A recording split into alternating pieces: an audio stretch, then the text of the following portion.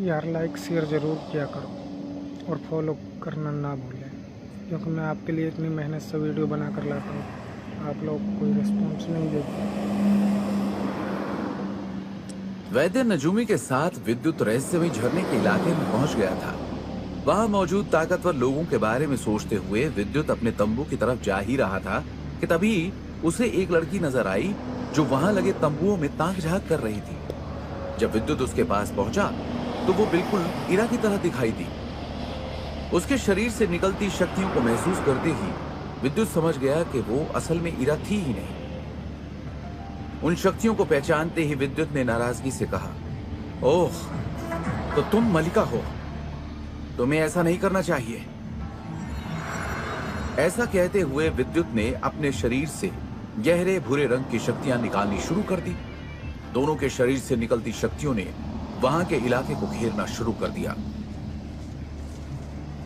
लेकिन कहीं ना कहीं विद्युत समझ गया था कि उसकी मौजूदा शक्ति उसके सामने खड़ी मलिका के मुकाबले बहुत कम थी। जिसे देख मलिका ने हंसते हुए अपना रूप बदला और अपने असली रूप में आ गई।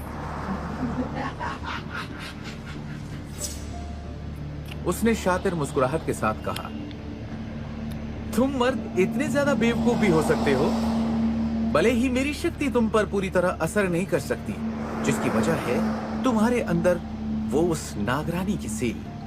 लेकिन क्या तुम्हें सच में लगता है कि तुम अपने अजय स्तर की शक्तियों से मुझ जैसी योद्धा का मुकाबला कर पाओगे, जो बहुत जल्द शक्ति स्तर को हासिल करने वाली है? लड़के, मेरी बात मान लो और वो नाग शक्ति स्टोन मुझे दे दो, वरना मैं तुम्हारा वो हाल करूंगी कि तुम मरते दम तक याद करोगे। ऐसा कहते हुए मलिका ने अपनी शक्तियों के जरिए विद्युत के भागने के सभी रास्ते बंद कर दिए। जिसे देख वो मन ही मन बोला, अब मैं क्या करूं? असल में वैद्य नजूमी ने बताया था कि मलिका को अपनी शक्तियों पर बहुत घमंड था और वो एक ताकतवर दल की सदस्य भी थी। इसलिए विद्युत उससे मुकाबला नहीं करना चाहता था, क्योंकि अगर इस मुकाबले में मलिका जख्मी हो गई तो ना चाहते हुए भी विद्युत का एक और दुश्मन तैयार हो जाएगा। ये ख्याल आते ही विद्युत के माथे पर परेशानी नजर आने लगी और उसने नाराजगी से कहा, मलिका, ये मत सोचना कि मैं तुमसे और तुम्हारे रहस्यमय दल से डरता हूं। इसलिए मैं कह रहा हूं कि मुझे जाने दो और मैं आज के इस मसले को भूल जाऊंगा। ऐसा कहते हुए विद्युत ने अपने हाथों से सील बनानी शुरू कर दी। जिसे देख मलिका ने मुस्कुराते हुए कहा, सच में? लेकिन मैं नहीं चाहती कि तुम इस मसले को भूलो। ऐसा कहते हुए मलिका ने अपने हाथ से सफेद रंग की शक्ति निकालकर विद्युत पर हमला कर दिया। विद्युत जानता था कि मलिका के घमंड के चलते उस पर आम धमकियों का कोई असर नहीं होने वाला, इसलिए वो उसे अपनी बातों में उलझाकर सील तैयार करना चाहता था, जिससे वो अपनी और मलिका के बीच शक्ति के फासले को कम कर सके। लेकिन शायद मलिका को विद्युत की इस चाल का अंदाजा हो गया था और उसने ये समझ में आते ही विद्युत पर हमला कर दिया।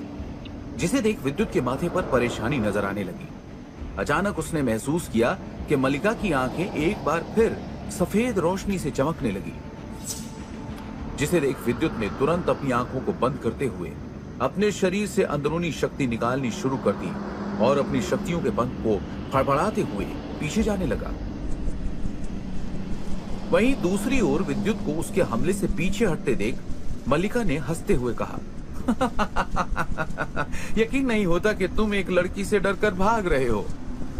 क्या तुम्हें शर्म नहीं आती विद्युत? ऐसा कहते हुए मलिका ने अपनी घृणा भरी आंखों से विद्युत की ओर देखा, जबकि विद्युत लगातार मलिका की शक्तियों के हमले से पीछे हट रहा था।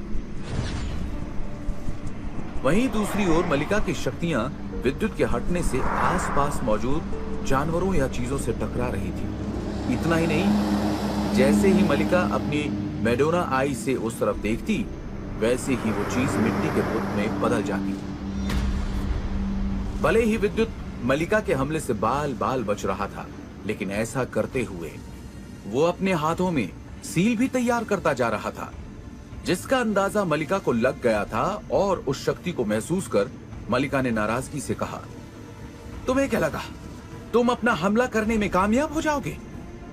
ऐसा कहते हुए मलिका ने नाराजगी से कहा, द कर्स ऑफ आई।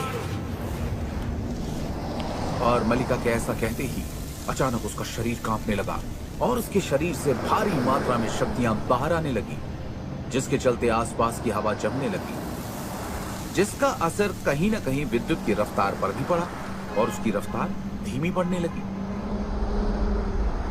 वहीं दूसरी ओर विद्युत ने देखा कि कोहरे से भरा वो इलाका अचानक कांपने लगा और मलिका के शरीर से निकलती शक्तियां उसके सिर के ऊपर एक बड़ी आंख में बदलने लगी, जिसे देख विद्युत समझ गया कि मलिका किसी ताकतवर हमले की तैयारी कर रही थी। लेकिन तब तक विद्युत के हाथ में मौजूद सील तैयार हो चुकी थी और उसने तेज आवाज में कहा, खूनी कोहरा समंदर तकनीक। ऐसा कहते हुए विद्युत के चेहरे पर नाराजगी थी और उसके शरीर में अचानक एक के बाद एक करके सभी शक्ति बिंदु खुलने लगे, साथ ही उसकी शक्तियां भी बढ़ने लगी।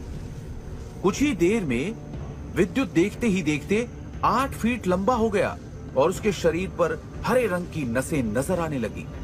साथ ही उसकी अजय स्तर की मध्य पड़ाव की शक्तियां भी बढ़कर मूल स्तर के पहले पड़ाव तक पहुंच गई, जिसे देखकर मलिका ने अपनी हैरान नजरों के साथ नाराजगी से मन ही मन में कहा, ये कैसे हो सकता है? इस लड़के की शक्तियां मूल स्तर की कैसे हो सकती हैं? इस तरह तो ये मेरी खास शक्ति से आसानी से बच जाएगा। मलिका विद्युत की बढ़ी हुई शक्तियों से हैरान हो गई थी। वो इसके बारे में सोच ही रही थी कि तभी विद्युत ने अपने शरीर से शक्तियों को निकालना शुरू किया और आसपास जमी कोहरे की हवा को बिखेर दिया। वहीं विद्युत के चेहरे की मुस्कुराहट को देख मलिका ने नाराजगी से कहा, इतना खुश होकर इतराने की जरूरत नहीं है विद्युत। तुमने न जाने अपनी शक्तियां कैसे बढ़ा ली है, लेकिन तुम शायद भूल रहे हो कि मैं एक शक्ति स्तर पर पहुंचने के करीब हूं। तो क्या हुआ अगर तुम मेरी कैद से छूटने में कामयाब हो गए, लेकिन मेरे हमले से बचने की काबिलियत तुम्हारे पास नहीं है। ऐसा कहते हुए उसने अपनी शक्तियों से जमे हुए जहरीले कोहरे से विद्युत पर हमला करना शुरू कर दिया। वहीं दूसरी ओर जब विद्युत ने मलिका के उस खतरनाक हमले को देखा, जिसने आसपास के कोहरे की जहरीली हवा को कांटों में बदल दिया था और वो कांटे तेजी से उसकी ओर बढ़ रहे थे, ये देख विद्युत ने हैरान या परेशान होने की बजाय हंसते हुए कहा, तुमने सच कहा मलिका, मैं अकेला तुम्हारी शक्तियों से नहीं बच सकता, लेकिन या तो शायद तुम्हें मालूम नहीं है या फिर तुम शायद कुछ भूल रही हो मेरे बारे में कि। और इतना कहकर विद्युत ने अपनी बात अधूरी ही छोड़ दी और अगले ही पल उसकी आंखें गहरे भूरे रंग से भर गई और उसके शरीर से अचानक एक भूरे रंग की शक्ति बाहर आने लगी, जो देखते ही देखते एक भयानक बीस्ट में बदल गई। साथ ही धरामूल बीस्ट की शक्तियों की वजह से विद्युत की भूरी हुई आंखों पर अब मलिका की मेडोना आई का हमला भी बेअसर हो गया था। यह बीस्ट और कोई नहीं बल्कि विद्युत का काबू किया हुआ धरामूल बीस्ट था। विद्युत अपने इस बीस्ट को काफी लंबे वक्त से किसी के भी सामने नहीं लाया था, लेकिन इस वक्त अपने सामने खड़ी रहस्यमयी सफेद मेडोना आंखों वाली मलिका से लड़ने के लिए विद्युत को थोड़ा वक्त चाहिए था। भले ही उस बीस्ट की रफ्तार बेहद कम थी, लेकिन वो एक खास दिव्य शक्ति वाला बीस्ट था। यही कारण था कि मलिका की शक्तियों का उस पर कोई असर नहीं होने वाला था। इसके अलावा एक और खासियत थी इस धरामूल बीस्ट की कि ये एक ऐसा अनोखा जानवर था जिसकी आंखें नहीं थी, जिससे मलिका की मेडोना आई की शक्तियों से उस पर कोई असर नहीं होने वाला था। इसलिए जब विद्युत ने उसे बाहर निकाला तो मलिका का चेहरा गुस्से से लाल हो गया और उसने नाराजगी में अपनी शक्तियों से बने कांटों से उस भयानक हजारों दांतों वाले बीस्ट पर हमला कर दिया। वहीं जब उस बड़े से धरामूल बीस्ट ने शक्तियों से बने कांटों को अपनी ओर आते महसूस किया तो उसने अपने बड़े मुंह को खोलकर आसपास के जहरीले कोहरे को अंदर खींचना शुरू कर दिया।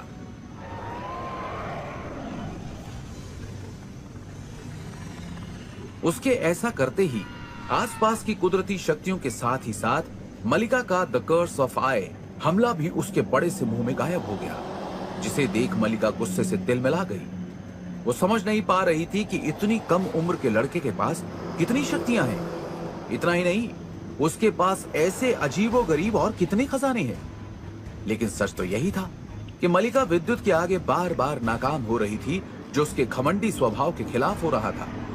ये सब होते हुए देख अब मलिका बुरी तरह तिलमिला उठी थी, जिसके चलते उसने नाराजगी से कहा, तुम ऐसे नहीं मानोगे, मैं तुम्हें जिंदा ही नहीं छोड़ूंगी विद्युत। विद्युत मलिका की बौखलाहट को बखूबी समझ रहा था। उसे और चिढ़ाने के लिए विद्युत ने बेखौफ अंदाज में मुस्कुराते हुए कहा,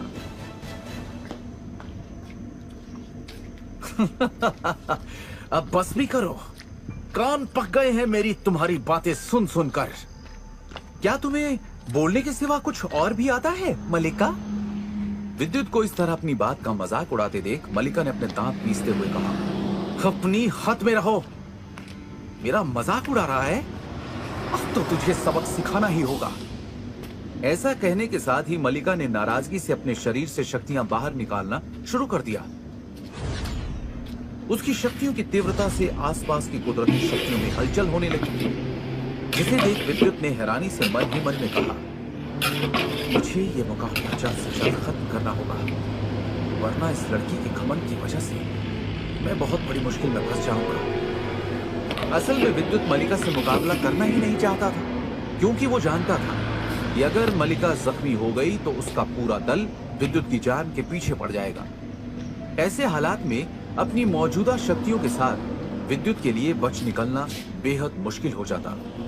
वहीं दूसरी ओर मलिका को इस बात से कोई फर्क ही नहीं पड़ रहा था, क्योंकि वो विद्युत की बात सुनकर इतनी नाराज हो गई थी कि वो ये तक भूल गई थी कि विद्युत से लगातार मुकाबला करने में उसकी शक्तियां भी तेजी से खर्च हो रही थी। इससे उसका ही नुकसान हो रहा था। विद्युत देख रहा था कि मलिका के शरीर से निकल रही शक्ति आसपास की जहरीली शक्तियों को जमा रही थी। ऐसे में अगर वो अपनी पूरी शक्ति का इस्तेमाल करेगी तो कहीं ना कहीं विद्युत भी पूरी तरह जख्मी हो जाएगा। तब उसके लिए जल मूल तत्व शक्ति को काबू करना और भी ज्यादा मुश्किल हो जाएगा। अगर ऐसा हुआ तो उसका मूल स्तर पर पहुंचने का सुनहरा मौका हाथ से चला जाएगा। इस परेशानी के चलते विद्युत ने नाराजगी से मन ही मन में कहा, मलिका ने तो मुझे परेशानी में डाल दिया, लगता है मुझे इसे सबक सिखाना ही पड़ेगा। ऐसा कहते हुए उसने अपने हाथों से सील बनानी शुरू कर दी, जिससे आसमान में अचानक तेज गर्जना सुनाई दी और बिजली के गड़गड़ाने की आवाज सुनाई दी, जिससे आसपास के इलाके में शक्तियों की लहरें उठने लगी। वहीं दूसरी ओर विद्युत को हमले की तैयारी करते देख मलिका ने खौफनाक तरीके से कहा, बहुत घमंड है ना तुझे अपनी शक्तियों पर? आज मैं तुझे बताऊंगी कि मुझे मलिका क्यों कहते हैं। क्या करने वाली है अब मलिका? क्या होगा